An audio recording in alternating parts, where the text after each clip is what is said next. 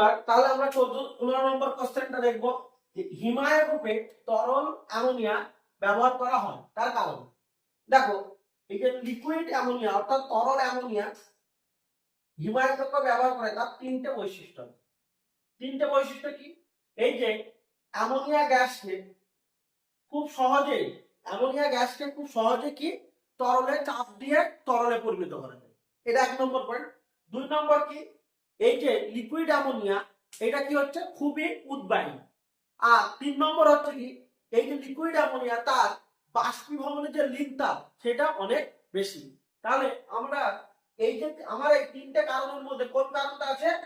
এই option D, অর্থাৎ এটি উদ্বায়ী, এই কারণটা আছে। তাহলে এই কারণটা ছাড়াও যদি আরো দুটো কারণ যদি থাকতো অন্য কোনো কোশ্চেনে যদি সেরকম ঘুরিয়ে দেয় তাহলে তোমরা কিন্তু লিখতে পারবে। ওই জন্য শুধু এটা মুখস্থ করলে হবে না, কোশ্চেনটা কি বলতে চাইছে এবং তার সাথে কি কি আরো ইনফরমেশন যেগুলো দরকার সেগুলো তোমাদের ওই জন্য আমি বলে দিচ্ছি যে অন্যান্য অপশনগুলো কেন হবে না। তো এই তিনটা অপশনের মধ্যে যে কোনো একটা অপশন থাকলে তোমরা কি করবে, তাহলে সঠিক সেটাই টিক দিয়ে রাখবে এবং সেটাই সঠিক হবে।